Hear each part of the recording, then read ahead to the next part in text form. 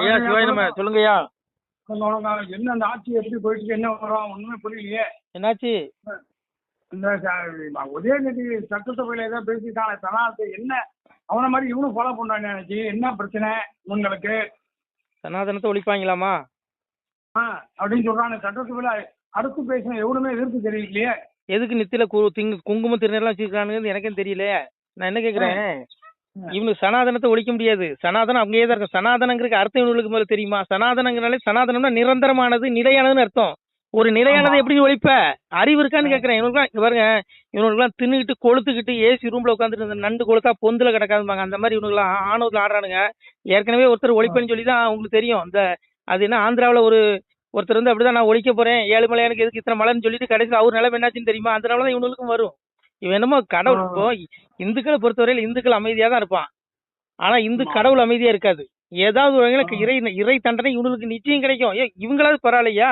அந்த சாவைக்க எம்எல்ஏ முஸ்தபா அவர் என்ன சனாதனத்தை ஒழிப்போம், நாங்க பெரியாருக்கு கொள்கை வச்சுக்கையோ, நீ சனாதனத்தை இந்த மண்டையில ஒரு கூந்தலுக்கு வர கூட புடுங்க முடியாது உன்னால. ஏன்னா என்னங்க இவ்வளவு ஆணவத்துல ஆடுறானுங்க? என்னங்க நடக்கு தமிழ்நாட்டுல?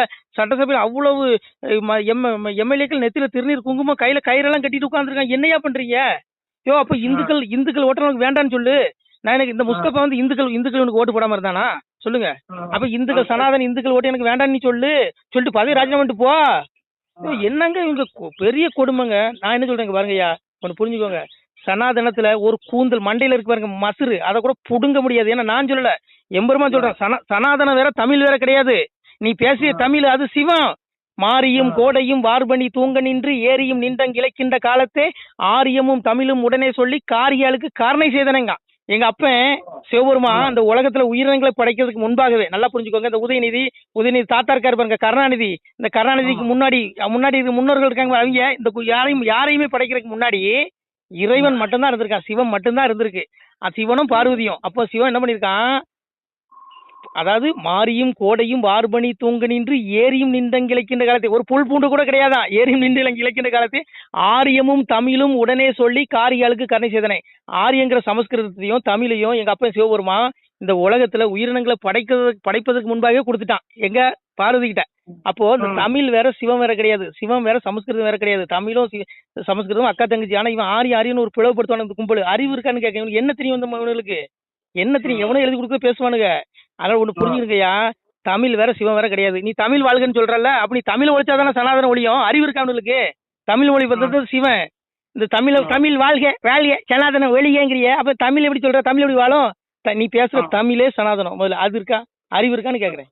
நான் என்ன சொல்றேன் கேளுங்கய்யா, இவனுக்கு அங்க பாருங்க, இவனுக்கெல்லாம் ரொம்ப ஆணவத்துல ஆடுறான். இறைவன் ஒருத்தன் இருக்கான், அவனுக்கு தெரியும் எப்ப எங்க அடிக்கணும் எங்க புடுங்கணும்னு அவனுக்கு தெரியும். ரைட்டுங்களா? இவனுக்கு ஆணிவர் அத்தனையும் புடுங்குவான். நான் சொல்லல, பகவானே சொல்றான், மனுமொழி இதுவாம் என்று மதத்துடன் பேசுவோர்க்கு இனிதல்ல வீண்தான் என்று இயம்பிய பயனர் தன்னை புனிதவள் துர்க்கை சென்று கொன்றவள் நரகம் பூத்தி கணிதுடன் துர்க்கை வாரி கடல் தீர்த்தம் ஆடுவலைங்க. இறைவன் சிவபெருமான் சொல்றான், எவன்லாம் சனாதன நூல்களையும் சனாதன தர்மத்தை இழித்து படுத்தி பேசுறானோ அந்த கும்பலுக்கு இறக்கும் பொழுது நான் எமன் அனுப்ப மாட்டேன்டா, துர்க்கை போவாடா. போய் என்ன பண்ணுவாளாம், அவனுடைய ஆத்மாவை பிடிச்சி, இந்த நாயோட உடம்பு செத்துறவனுக்கு அந்த கும்பல் நாய் நாரி பேர் இந்த நாத்தம் பிடிச்ச உடலு கொண்டு முக்கிடுவானுங்க, புதைச்சிருவான். இல்ல சந்தன கட்டையில் கூட எரிப்பான, கோடி கணக்கா கொள்ளையடிச்சு வச்சிருக்கானுங்களா, எரிச்சிருவான். ஆனா இந்த பாவிகளுடைய ஆத்மா அழியாது மகனே.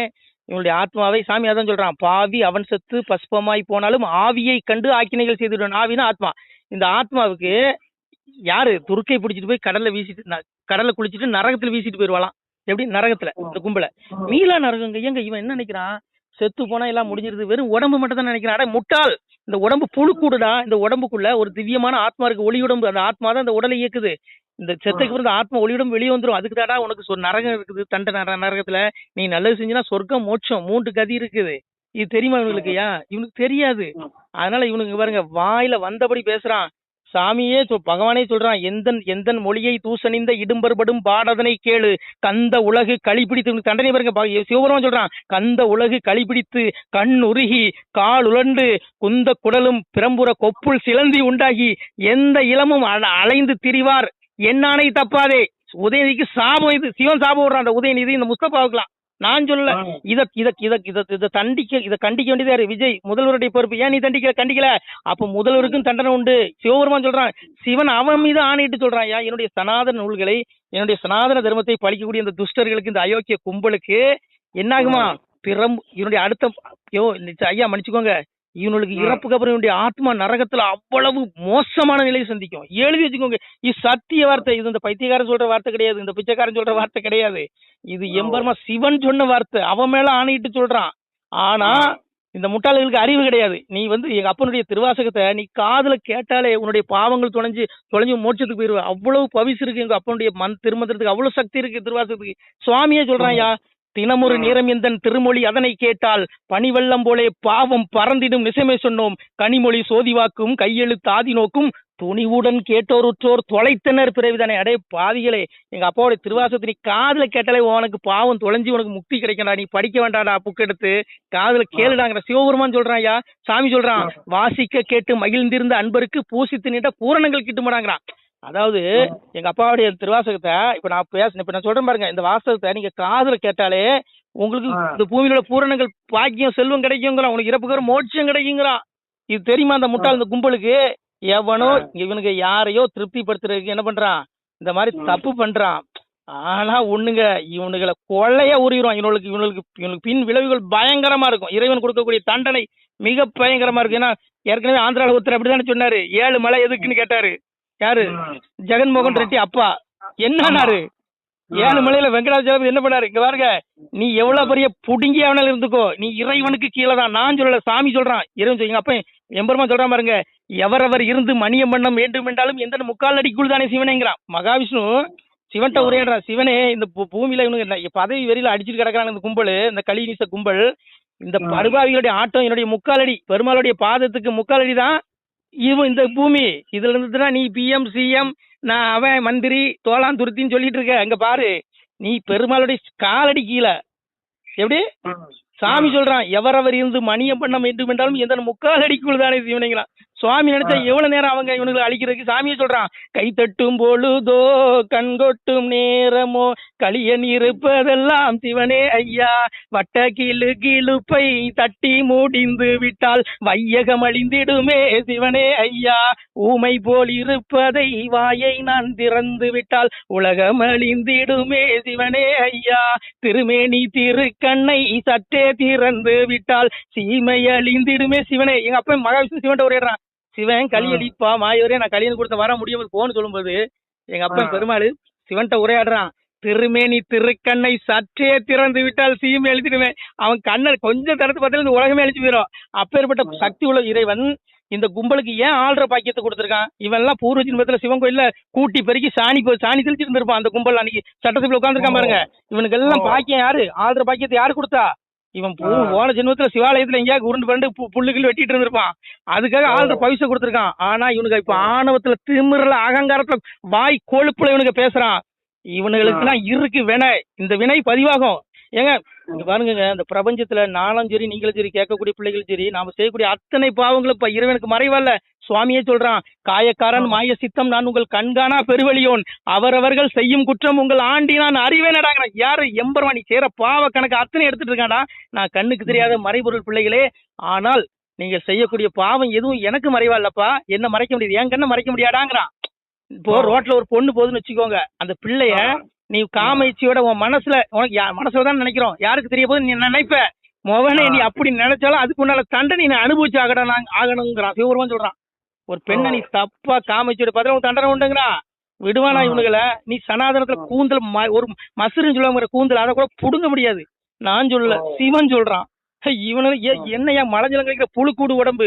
இங்க பாருங்க, ரஜஸ் தம சாபி பூய சத்துவம் போதி பாரு, 3 குணம் இருக்கியா எல்லா மனுஷனுக்கும் இயற்கையா 3 குணங்கள், ரஜோகுணம் தம குணம் சாத்விக குணம்.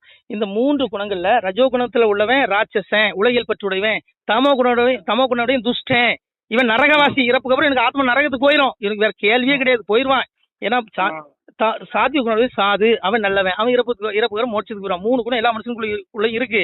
நீ எதை தேர்ந்தெடுக்கிறியோ, எந்த குணத்துல நிலைச்சு நிக்கிறியோ அதன்படி உன்னுடைய மறுமை இருக்கும். வறுமை இல்ல, மறுமை, இறப்புக்கு அப்புறம் வாழ்க்கை அமையும். ரஜிசி பிள்ளை கத்தோ கரம் ஜாயதே ததா பிள்ளை தமசி முடிஞ்சு ஜாதேங்கிறான். இந்த தமோகுணனுடைய துஷ்டர்களுக்கு பகவான் சொல்ற பாருங்க, தமோகுணனுடைய இந்த துஷ்ட பயல்களுக்கு, இந்த ஊழல்வாதி, இந்த ஆணவத்துல சனாதத்தை ஒளிப்பன் கிளிப்பன் பேசாம அத்தனை பயல்களையுமே கொண்டு போய் நரகத்துல கோரமான நரங்களை தள்ளி அவனுக்கு கொலைய உருவி அந்த ஆத்மாவுக்கு தண்டனை கொடுத்து இறப்புக்குரிய மண்ணுலகளை 84 லட்சம் பிறவி, புழு, விலங்கு, பறவை, விருட்சம்னு 84 லட்சம் பிறவி கொடுத்து இவனுல கொள்ளுன்னு கொள்ளுவேங்கிற சிவன் சொல்றான். ஐயா, ஒரு மண்ணும் புடுங்க முடியாதுங்க, புரிஞ்சுக்கோங்க. சாமி சொல்றான். அதனால இவனுக்கெல்லாம் தப்ப முடியாது. இவனுக்கு சனாதன வாய்ஸ் பேசிட்டு போ, பேச உன்னுடைய கர்மா விளையும். அனிஷ்டம் இஷ்டம் மிஸ்ரம் திருவிதம் கர்மனக முடிஞ்சு போச்சு. கர்மாவை பயனை நீ அனுபவிச்சு ஆகணும்டா. இது நான் சொல்லல, இறைவன் சொல்றான். எங்க ஆளானப்பட்ட இறைவனே கர்ம வினையிலிருந்து தப்ப முடியலங்க. அன்னைக்கு பாருங்க 6 பிறவில இன்னைக்கு துரியோதனா வந்தான், ராவணனா வந்தான், மகாவிஷ்ணு ஒவ்வொரு அவதாரங்கள் பண்ணி அசுரன் அழிச்சான். அதே இரணிய அந்த அசுரனா வந்த ராவனுடைய ஆத்மா தான் துரியோதனா வந்தான். அதே துரியனுடைய ஆத்மா தான் கலியனாக பிறந்த. அப்போ கலிநீசம் பண்ணிட்டு எங்க அப்ப மாயோர் அடி வாங்குறான். அப்ப அடி வாங்கும் பொழுது சாமியே சொல்றான், முன்முறை விதியால் இந்த முழுநீச பாவி கையால் என் விதி படவே உண்டு, இறப்புண்டு அவனுக்கு என்றதினாலே பின் விதி எனக்கு நன்றாம் பெரும்பூவி ஆழ்வோமக்கா உன் விதி நல்லதாக ஒளிவர வாழ்வீர்தாமேங்கிறான். பெருமாள் என்ன சொல்றான், அடே 6 பிறலை இவன் நான் அடிச்சு கொண்டா, அதனால அந்த கர்ம வினையை தொலைக்கிறதுக்காக கலிநீசம் பண்ணிட்டு அடி வாங்கி இதனுடைய ஆத்மா நான் அடி வாங்கி தான் ஆகணும், அதை என் விதிங்கிறான்.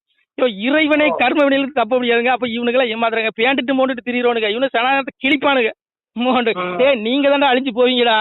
சனாதனம் ஒரு நாள் அழியாது. சனாதனத்துல ஒரு வேற கூட நீ என்னால ஆட்ட முடியாது. நான் சொல்லலைங்க, எல்லாம் சிவன் சொல்றான். அதனால இங்க பாருங்க, இவனுங்க இங்க பாருங்க ஆணவம். ஐயா ஒன்னு புரிஞ்சுக்கோங்க, இவனுக்கு கொஞ்சோல பதவி வந்து திமிர பாருங்க.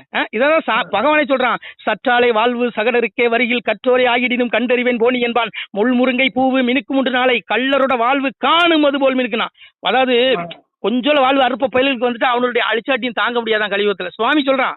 அதனால இவனுடைய வாழ்வு எப்படி இருக்குமா, போய் கூப்பிட ஒருத்தர் இருக்காரு பாருங்க, இப்ப இந்த குளத்தூர்ல போட்டி போட்டு தோத்துட்டு இந்த மாதிரி தான் அமையும் இவனுக்கு. சாமி சொல்றான், இவனுடைய ஆட்டம் எப்படி முடியுமா, முள்முருங்கை பூவு 3 நாள் மினுக்கும், முள்முருங்கை பூவு 3 நாள் பளபளன்னு மினுக்கும், 4 நாள் கருகி விழுந்துருமா.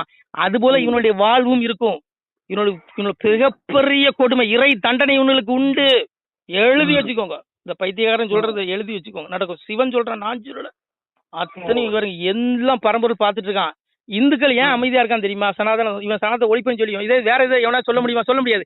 ஏன்னா நம்முடைய இறைவனே சொல்றான், அடிப்பார் அடிக்க வந்தால் அடியை சகித்திடுங்கோ, வம்பு வசைகள் கூறி வைதாலும் கேட்டிடுங்கோ, அவனவன் செய்யும் குற்றம் உங்கள் அரசன் நான் அறிவினடா. அரசன் யாரு, அம்பலத்தரசன் சிவபெருமா, அவன் தான் எல்லாத்துக்கும் அரசன். விஜய் கிடையாது, பிரதமர் மோடி கிடையாது, அங்க ட்ரம்ப் கிடையாது, பெரிய அரசன் அம்பலத்துல இருக்கான் சிவன். அவன் சொல்றான், பிள்ளைகளே உன்னை ஒருத்தன் அடிச்சா கூட நீ வாங்கிக்கோ, ஒருத்தவனை கெட்ட வார்த்தை போட்டு திட்டாலும் கேட்டுக்கோ, அவனுக்கு குற்றம் நான் அறிவேன், அவனுக்கு எங்க அடிக்கணும், எங்க தண்டனை, எங்க கொண்டு அவனுக்கு கொலை வரும்னு எனக்கு தெரியுங்கிறான். அதனாலதான் சனாதனத்து பிள்ளைகள் அமைதியா இருக்கான். ஏன்னா ஒண்ணு புரிஞ்சுடுங்க, எங்க சனாதனம் தருமா என்ன, இவனுக்கு வாயில என்ன மண்ணையாளி போட்டுச்சு, இவனுக்கு என்ன இவ்வளவு வெறுப்பு. நீ சனாதனத்தை திட்டி தாண்டா வயிறு வளர்க்குறீங்க, ஆட்சி பண்றீங்க, அரசியல் பண்றீங்க. சனாதனம் என்ன சொல்லுது, எல்லா மதமும் ஒண்ணுன்னு சொல்லுது, எல்லா கடவுளும் ஒண்ணுன்னு சொல்லுது. பகவானே சொல்றான், எதாமாம் பிரபத்தேந்தே தாம்சதேவ பஜாமியகம் மாமா வருத்து மனு மனுஷியா பாரத சர்வசன்ட்டான். இறைவன் சிவபெருமான் சொல்றான், எந்த மனிதர்கள் என்னை எவ்விதம் வழிபடுகிறார்களோ நானும் அவர்களை அதற்கேற்பவே அருளுகிறேன், அருள் புரிகிறேன். ஏனெனில் உலகில் எல்லா மனிதர்களும் பல்வேறு விதங்களிலும் என்னை வழிபடுகிறார்கள்ங்கிறான். உலகத்துல ஜீவராசிகளை படைத்து நான் தான், எல்லாத்துக்கும் கடவுள் நான் தான், ஈஸ்வர சர்வபூதானங்கிறதே எல்லா ஜீவராசிகளும் இதயத்திலும் நான் தான்ப்பா இருக்கேன், என்னையெல்லாம் கடவுள் உலகத்திலேங்கிறான். எதுக்கு இந்த மதம் எங்க வந்துச்சு, புழு பூச்சி வரைக்கும் சிவன் தான் இருக்கான், ஆனானேன் பெண்ணானேன் அடங்காத சொரூபமானேங்கிறான். அதனாலதான் இந்துக்கள் என்ன சொல்றான், எல்லா கடவுளும் ஒண்ணுதாங்க. ஆனா இவனுக்கு என்ன சொல்லுவான், சகிப்புத்தன்மை இல்லாதவர்கள். ஏடா எல்லா கடவுளும் ஒண்ணுதான்னு சொல்றமே, எப்படிடா சகிப்புத்தன்மை இல்லாதவன் ஆயிட்டான் உனக்கு.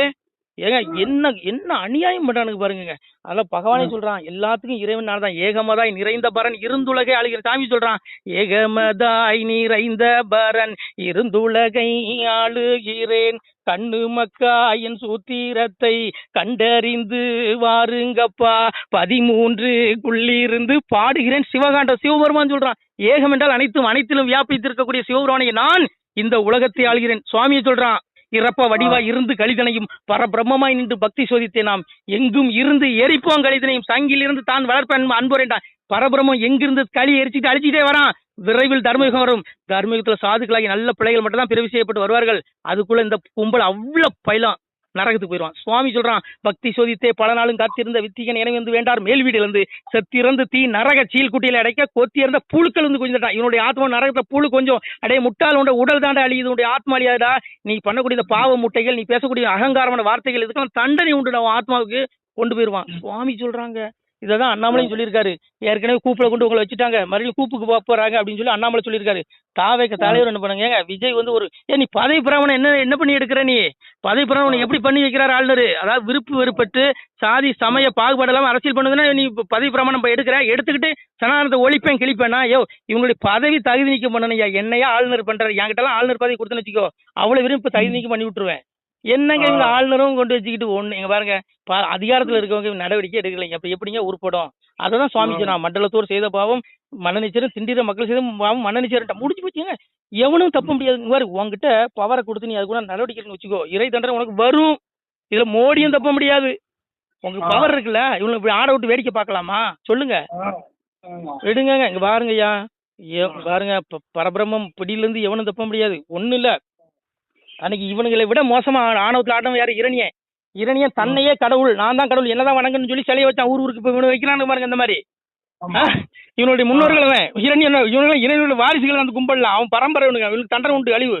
அப்போ பிரகலாதன்ட்ட கேட்கறான் இரணிய, ஏய் கடவுளுக்கு அரின்னு சொல்றேன், அவன் எங்கடா இருக்கான் அப்படின்னு சொல்லும் போதுதான் தூண்ல இருப்பானா, இந்த தூண்ல இருக்கான் அடிங்கிறான். அப்போ எங்க அப்பா எப்படி வரான், பிரகலாதன் இரணியன்ட்டு சொல்றான், வல்ல பொருளான மாயி அறியோனும் எங்கெங்கும் ஆகி எவ்வுயிர்க்கும் தானாகி அங்கங்கும் ஆகி அளவுக்கு அளவாகி எங்கும் நிரந்தரமாய் நின்றந்த சொருபமதாய் பரபிரம்மமாய் நிற்பான் என்னுடைய அப்பன். அடிதான் தூண்ல இருக்கான்டா, நான் வந்தானா எங்க அப்பன் சிங்க முகத்துல. அததான் சுவாமி சொன்னா. பாருங்க, இவனுங்க வந்து தலைக்கேறி ஆணவத்தில் ஆடுறானுங்க. இதெல்லாம் ரொம்ப தப்பு. நான் என்ன சொல்றேன், ஒரு கடவுள் படைக்கல, என்ன ஒரு கடவுள் படைக்கல, எல்லாத்தையும் படைச்சது, உலகத்தில் உள்ள எல்லா ஜீவராசிகளையும் படைச்சது சிவன் ஒருத்தன் தான். அவனுக்கு நீ பயந்து நடக்கலன்னு வச்சுக்கோ, உன்னுடைய ஆத்மாவுக்கு மறுமையில அவ்வளவு வாக்கினை இருக்குது. சுவாமி சொல்றான், மோட்ச உயிர்க்கும் நரக உயிர்க்கும் தீ நரக பாவி உயிர்க்கும் ராச உயிர்க்கும் பள்ளி வாசல் உயிர்க்கும் வைகுண்ட பதவி உயிர்க்கும் எவ்வுயிர்க்கும் எங்கள் ஐயா சிவ சிவ சிவ சிவ அரகர அரகரா. ஒரு மோட்சத்துல இருக்க உயிருக்கும் சிவந்த அடைக்கலும், நரகத்துல இருக்கிற ஆத்மாவுக்கும் சிவந்த அடைக்கலும். நரகத்துல இருக்க ஆத்மா சிவசிவான்னு சொன்னா மோட்சத்துக்கு வந்துருவான். அவ்வளவு சக்தி இருக்கு எங்க அப்படி சிவநாமத்துக்கு. எல்லா உயிருக்கும் வந்து அடைக்கலாம், வைகுண்டத்துல இருக்கக்கூடிய உயிருக்கும் வந்து அடைக்கலாம். சிவனல்லால் ஒன்று இல்லைங்க, ஏகம் அனைத்தும் வந்தாங்க. ஏங்க தபாமியகம் வருஷம் ஜம்ஸ் அமிர்தம் சைவம் சதசிஜமாக வந்துனாங்க. சந்திரன் நான் தான், சூரியன் நான் தான், அந்த பிரபஞ்சத்துல அனைத்தும் நான் தாங்கிறீங்க. சிவம் இல்லாத எதுவுமே கிடையாது. ஆணானேன் பெண்ணானேன் அடங்காத சொரூபமானேங்க. ஆணும் வந்தா, பெண்ணு வந்தா, உதயநிதி அவன் தான், ஸ்டாலின் அவன் தான், பேசுற நானும் அவன் தான், கேட்கிற நீங்களும் தான். ஏங்க நாம ஒண்ணுமே கிடையாதுங்க, எல்லாம் சிவன் தாங்க. அதனால சிவம் பாத்துக்கோங்க, நீங்க கவலைப்படாதீங்க. இவனுக்கு சனாதனத்துல ஒரு கூந்தல் கூட புடுங்க முடியாது. நான் சொல்லல, சிவன் சொல்றான். அதனால ஒண்ணும் கவலைப்படாதீங்கய்யா, வருத்தப்படாதீங்க. இவனுடைய ஆணவத்துக்கு சீக்கிரத்துல அண்ணாமலைன்னு ஒரு அவதாரம் வந்திருக்கு, அது முடிவு கட்டும். சரிங்களா? இவங்க மொத்தம் பேர் ஆணவத்துக்கும் ஒருத்தர் அவதாரம் வந்துருச்சு அண்ணாமலைன்னு. ஏங்க அண்ணாமலை சாதாரண மனுஷன் கிடையாதுங்க, கடவுளா கூட இருக்கலாங்க. ஏன்னா இறைவன் மனுஷ ரூபத்துல தான் வருவான். இதுல பகவான் தெளிவா சொல்றான், யதா இதாகி தர்மசியா கிளா நிர்பவதி பாரதா வித்வானமா தர்மசியா ததாத்மான சுஜாமிகம் பரித்ராணாய் சாதுனா விநாசாய் சதுஸ்கிருதம் தர்ம சம்ஸ்தாபனார்த்தாய் சம்பாமிகை அஜோஸ்தி தன்னவியாத்தாம் பூதானா விசுரசன் பிரகிருதி சுவாமிஷாய் சம்பாமி ஆத்மாயா. முடிஞ்சு போச்சு. நான் இந்த உலகத்துல தர்மத்தை காப்பதற்கு எப்படி வரேன், நான் பிரகிருதி, அதாவது என்னுடைய படைக்கும் சக்தியை வசப்படுத்தி கொண்டு, நான் இந்த உலகிற்கு இறைவனாக சிவபெருமனாக இருந்தும் கூட என்னுடைய படைக்கும் சக்தியை வசப்படுத்தி கொண்டு சாதாரண மனிதனை போல வெளிப்படுகிறேங்க. சாதாரண மலஞ்சலம் கழிக்கிற மனிதன் போல இறைவன் வருவான். வந்துட்டான், அண்ணாமலைங்கிற ரூபத்துல வந்துட்டான். அங்க யோகி அங்க ஆண்டுட்டு இருக்காரு சாமி, அது கடவுள். அவர் பிறந்தவர் ஆகும்போது பாருங்க, இவன் சனாதனத்தை இவன் வாழை நறுக்கி சுண்ணாம்பு வச்சிருவாரு யோகி ஆதித்யநாத். ரைட்டுங்களா? இவனுக்கு ஒன்னும் கிழிக்க முடியாது. அதனால இவனுக்கு தான் அழிஞ்சு போவானுங்க, சனாதனம் ஒரு நாள் அழியாது. இவனு அத்தனை பேர் அழிஞ்சு நாசமா போவானுங்க. நான் சொல்லல, என் பெருமான் சொல்றான். நீ எங்க அப்பாவுடைய திருவாசக கேட்டா இந்த பாவிகளுக்கும் பாவம் மன்னிக்கப்படும். அதை விட்டுட்டு இவனுக்கு ஆணவத்துல ஆனான்னு வைங்க. அதனால சாமியே சொல்றான், வாசித்தோர் கேட்டோருற்றோர். எங்க அப்பாவுடைய திருவாசகத்தை வாசித்தோர் கேட்டோருற்றோர் மனதினில் உணர்ந்து கற்றோர் ஆசித்தன் பதமை கண்டு அவ்வழி முறைய நின்றோர் கோசித்தன் பதமை கண்டு கோமலை பொவியின் வாழும் தேசத்தின் செல்வத்தோடும் சிறப்புடன் இருந்து வாழ்விருங்க. சிவபெருமான் சொல்றாயா, அப்பாவுடைய திருவாசகத்தை கேட்டா அவ்வளவு சக்தி, அவ்வளவு பவர் இருக்கு. அதை விட்டுட்டு நீ இழுத்து பழுத்தி பேச வச்சுக்கோ, உனக்கு நாக்கு உள்ள இழுத்துக்கும். புரிஞ்சுக்க, வாய் கோணிக்கிட்டு போயிடும். நான் சொல்லல, என் பெருமான் சொல்றான். இவனுக்கு ஆக்கினை உண்டியா, இவனுக்கு ஒருத்தனை தப்ப முடியாது. மலஞ்சலம் கழிக்கிற பயலுக்கு இவனு பரி பரமாத்மா கிடையாது, மோண்டுட்டு பேண்டுட்டு தெரியுற கும்பல் தான். இவனுக்கு இவ்வளவு ஆணவத்தில் ஆடக்கூடாது. ஏங்க இது தப்புங்க. என்ன ஒரு அகங்காரம் உனக்கு, சொத்தோல பதவி வந்துட்டா ஏன் நீ மக்களுடைய வேலைக்காரன், நீ ஒன்னும் பெரிய கடவுள் கிடையாது. மக்கள் நீதிமன்றம் சொல்லியிருக்கு, மக்களுடைய வேலைக்காரன் தான் சொல்லியிருக்கு. அதனால அங்க பாருங்க, நீங்க கவலைப்படாதீங்க. எல்லாத்துக்கும் அப்ப சிவன் இருக்கான், அவன் நடு தீர்ப்பு கொடுப்பான் இவனுக்கு. அதனால நீங்க கவலைப்படாதீங்க, சந்தோஷமா இருங்க.